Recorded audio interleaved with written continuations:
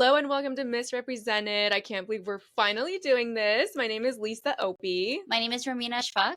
and here we are, our podcast together. So Finally. I know. Tell us a little bit about the idea behind it, because you totally came up with this. Yeah, well, because every time we talk, we have such deep conversations and such Yeah. important conversations.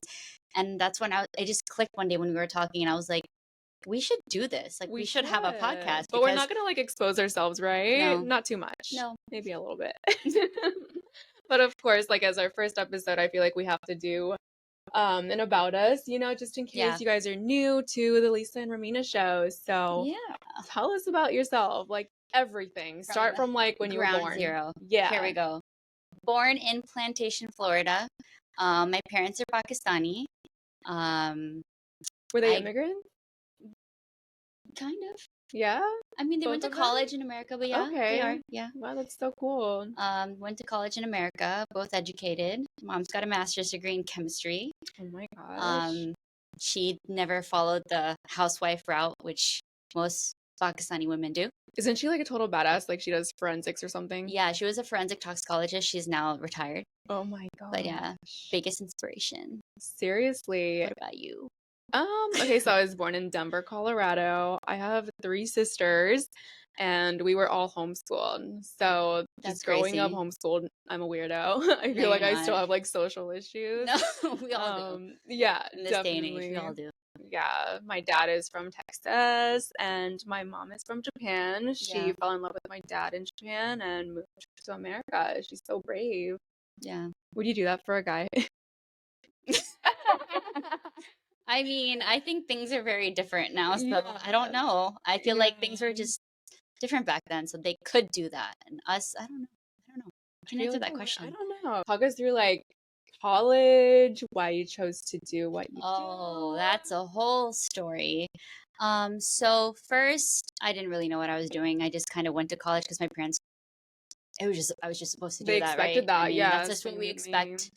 But I was just rolling through it with communications and just bouncing around. First my mom wanted me to be a pharmacist, and I went to be a pharmacy tech, and I was like, this is absolutely terrible. I cannot do this repetitive job every single day. So I changed it to communications because that's the time that I started doing pageantry, and I just kind of got out of school for a little bit, but I was like, no, my parents were like, no, just finish it and then you can do whatever you want. I feel like communications is a pageant girl degree. It is, but it's just, I don't know, nothing ever came out of it. So yeah. it just I graduated, and then I don't know what I was doing. I just got random jobs, but then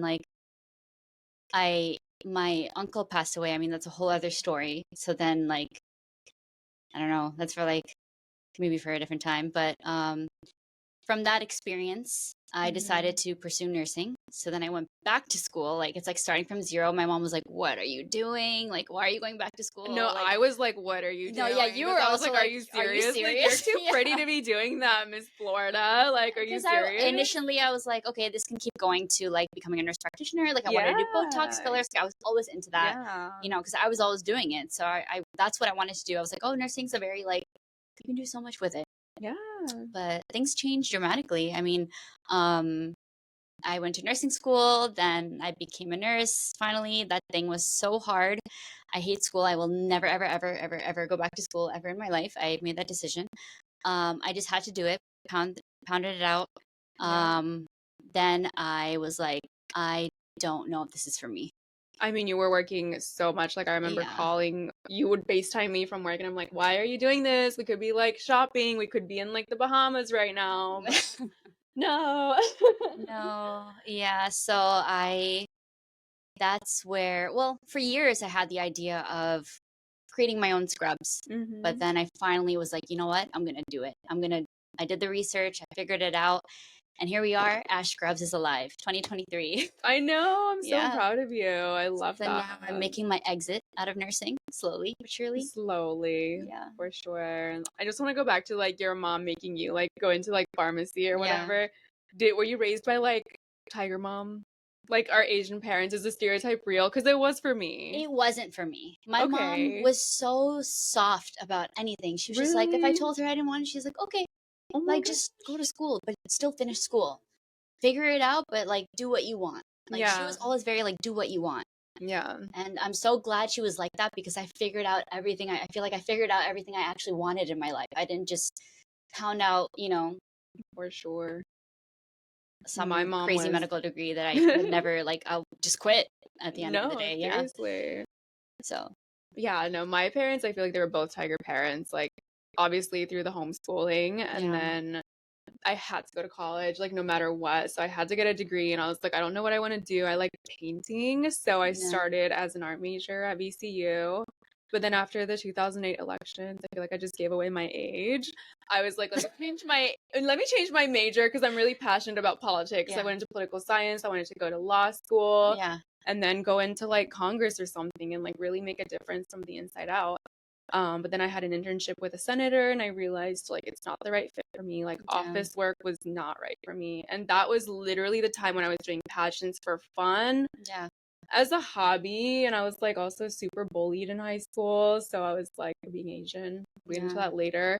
So I did it to prove people wrong. I was like, I can be pretty. I'm gonna do pageants and show you guys. Yeah. And I grew a lot from that. Yeah. I mean, that's I think one thing. We'll probably have a whole episode about this, but like we have to. We have to have an episode about this, like how much pageant girls relate to each other and how much we grow together. Yeah. And like the friendships we make out of it. Like I met you and it's been best friends since then. No, seriously. What made you want to do pageants? What did make me? I was approached once and then I did it. And then I was like, I'm going to keep doing this. This is cool. Yeah. It's addicting. And like every single one, you're like, this is my last one. I'm never doing it again. And then. I mean, when you're younger, you're kind of like, oh, I'm going to keep going until I like make it to like what I want to make it to. Like, I mean, I felt like I was like, no, I'm going to be Miss Pakistan World. I lost the first time and I went back and then I won the second time. And then I don't know, just Miss Pakistan Earth and then Miss Pakistan Grand. I mean, that was my. You're like a Pakistan legend. I guess. Yeah. And now you can do Pakistan Universe because they got rid of the age limit. So no, I'm done. I'm old. I'm done. Yeah, that's what they all say. Oh my god, no, my last one I was like, we're done. No, I'm done. Lo and behold. No. You said that in like 2015 on Miss Florida. We were like, we're done. No more pageant. Did you say that? Maybe I said that. I think maybe you said that because that's when you stopped. I was done. I was traumatized. You were done, I was so traumatized. Like never again. So I did I guess it was my first and only USA pageant. I was like, I'm going to do Miss Florida USA. Like, God, if I could go back in time and never do that, I would have. Yeah. But I spent so much money. I worked so hard. I got a job at the Fontainebleau as a pool hostess. I made like 10 grand. Spent all of it on coaching, gowns, entry fee. Like, you know how expensive pageants get. Oh my God. That took everything all that out money of me. And I was still broke after that. Yeah. So yeah, we did that. And then I feel like we became friends through Jessica Santiago or like a workshop that we did. Yeah, we went to a workshop and then you asked me about my eyelashes. I created a monster. You literally did because I have. What year was that? 2014. I haven't stopped getting my lashes done since then. Oh my God, I can't believe you still have lashes. My lashes have not had a break. It's been every single month since 2014. Wow, this is crazy to say out loud. That's crazy. That's almost 10 years, Ramina. What? Yeah, girl. So 10 years of friendship lately. I remember at the workshop, you showed me your Vizcaya page and it had like 20,000 followers. And at that time, like social media wasn't like big or anything. And I was like, oh my God, she's so cool. She's so famous. Like, oh my wow. gosh, really? Like, she's so cool. She has so many followers. She has a swimsuit line. I was like, wow. Gosh. Did we have Lady Code back then? Was that already a thing or was it after? You had it after. Maybe I don't remember. After. That's your thing. Probably after. Girl. I think it was like a way to like get over the trauma from Miss Florida USA. It wasn't that bad. It wasn't that bad. I feel like we had fun. Yeah, for sure. It was just a lot of money down the drain and I worked so hard for it. I gave up a lot, so it was like really hard for me. I feel like that passion, I kind of just walked in and like did it. Really? Yeah, oh my I just didn't know what I was doing. I didn't have any coaches. I came to that workshop because I was like, oh, maybe I need to go. Like, I don't know. That was the beginning of it all. Yeah. For me, that was my first like. Really? No, that was my first pageant, but it was my first like American pageant. I guess you could say. Okay. So I didn't know what to do. How old were you when you did your first pageant? What year was that? 2014. How old was I? Girl, I don't know how old are you now. 10 years ago. 20. 20. I was 20. Okay. Almost 10 years ago. 9 to 10 years ago. But yeah, I think like one great thing that came out of pageants was like my businesses. Yeah. because I was really thrown into them. Speaking of money, like I feel like I've been broke my whole life, and like my parents are like very like upper middle class, but they cut me off when I turned 18. They're like, you are on your own completely. So everything I had to do, I had to fund it myself, and it was really hard because I really didn't know where to start. So doing a pageant, it was Miss United States, and I was sleeping on my friend's couch at nationals, taking the train like 30 minutes back and forth to go to rehearsal, orientation, all that stuff. I was always late. And I made my own evening gown and my swimsuit because back in the day they had Jamie Shaw bikinis. Yeah, you don't even know what that is, right? They were like $400 a pop. So I was like, I'll make my own for $17. I made top 5. And this is where the onstage question trauma comes in. They called me into the top 5 and I was so nervous. I was there to have a good time. Just wanted, like, if I made top 15, great, right? And they kept calling me and I was like, I'm definitely not ready for this. So they called me in and I was literally like, in my head, I was like, F this, I'll take 4th runner up. Like, I'm so happy with that. I was ecstatic. And I was so proud of my 4th runner up plaque. Didn't win, whatever. And then 2 months later, the national director calls me and he goes, Lisa, first of all, your onstage question was horrific. I was like, I know. But that sounds like them. Yeah, he was like horrific. And then he was like, second of all, I heard you made your own swimsuit. And we loved it. The judges told me that. So would you be interested in a 3-year contract with Miss United States as the official swimsuit sponsor? Yeah, that's how it all happened. And so that was like my initial funding. Like they really believed in me. Like this guy, his name is Chris Wilmer. He really changed my life. That's amazing. Yeah, it's like a Cinderella story. I mean, Lisa, honestly, you're one of the smartest people I know. Oh, thank you. I've always looked up to you from the moment we met because I've seen all of your businesses come to life. You really you have a McLaren now. Let's just say it all. And I was like, oh my God, like I really looked up to you. I really did. Thank you. I grew up with money. I grew up always being spoiled. My uncle gave me everything. My mom gave me everything. My parents weren't rich. They're upper middle class, but I still had everything. You know, they still gave me everything until a couple years ago, you know, like when my fiance took over. But like, it's kind of like, I think that's really amazing.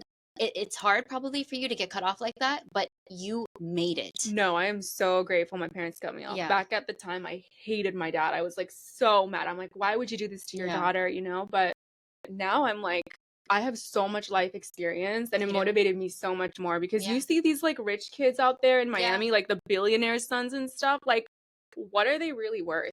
Yeah. You know, they're just blowing money and I was just running around doing God knows what in school. No, I wasn't running around. I was just interested in pageantry and modeling, but I was like, where's the money in that? Like I had to figure out something serious for my life. Yeah. So everything happened the way it was supposed to. And looking up to you and all of your mentoring, like I think you really helped me with Ash too. Oh gosh, I'm gonna cry. Like that's what I love to do because like I never had anybody to like walk me through anything. I was sewing bikinis on my mom's sewing machine, like buying fabric at Joann's, and it's like I had to figure out manufacturing, and this is before like social media. This is before like, you know, all the Chinese suppliers, websites. Like there was really nothing out there, so I really had to like go to Peru. Thankfully, Franz is Peruvian. We went to Peru together, and we like knocked on doors to find people that would make swimsuits. So it's like it's crazy, but I'm just so happy to like help people now because I want to be the mentor that I didn't have and be like, here's the shortcut, you know, so you don't suffer. You gave me that first push, I think. I've always wanted to do it, and you're like, what are you doing? Like, just do it. You need to do it. Like, do it. Yeah. And you kind of like helped me with that, like mentally. Like you're that one person that like did help me with that. Like my fiance always like, you know, it's like, oh, you are always gonna do great things. But I'm like, I don't know what. And it's like a one day when you're ready, when you have the money kind of thing. But it's like, no, you have to do it. You have $200, invest all that $200. That like whatever. I started with $17. Yeah. That is when I was working like a crazy person in nursing. God, I miss you. That is when I was getting all my money. Yeah. So and I was like, I'm going to do it. I'm going to do it. Even though it was so hard, like working that much. I mean, as a nurse, anyone that's a nurse knows. Yeah. Working 6 days a week as a nurse, that doesn't exist. And I did that sometimes. 12-hour shifts. But I did it for the money. And because I wanted to get out of this. And you put in your time. I put in my time. Yep. You know, you're still putting in your time. I'm still putting in my time. I mean, obviously, my other investment came from my fiance, which I think our same thing guys helped us out so initially much. To start us out like a little bit. So a little bit. Yeah, we do owe them a lot. But I mean, it was all my work. Like I did everything. I designed everything, just like you. You designed everything. Or like the brain and the creative. Yeah, I mean, I created the whole thing. I had the whole vision, and I'm so grateful that it came to life even better than what I imagined. Like, and that's where we have to have this episode about the pageantry thing, because all the girls that I had in my Ash photo shoot, all pageant girls. Oh my gosh. Yeah. And you were out of town to like help me out with this stuff, but like, I'm sorry. Okay. Next one. You have new stuff coming in. Yeah, I do. But they just know. They get it. And they saw the vision. Like so many people are like, "Oh, you're little scrub line." I'm like, "Okay." No, these girls are happy to support, and like people made fun of me for Viscaya swimwear. Like they're released with her swimsuit line, and it's probably like similar to what influencers go through now, like starting out. They're like, "Oh, that's so cringe. Like, just give up," you know? And like it's weird, but like once I use that to like prove them wrong, like it motivates me even more, and that's like my whole life story is like proving the bullies wrong, you know, proving these people that didn't believe in me wrong, like just always proving people wrong. And like even now I hope that you are like more motivated. I am, because you cannot fail once these people are hating on you. Yes. So that was our first episode. I hope we did a good job. I'm like working up a sweat over here. I feel like I could keep going. Well, first of all, we're not in the AC, so AC is a little broken in the studio. Stay tuned for our next episode. What is it going to be about? More about our friendship, and then I think we should talk more about our businesses. And then pageantry. Pageants, I mean, it's like I could go all day. This is a never-ending topic. Yeah, and I hope you guys can listen all day. So we'll see you in the next episode.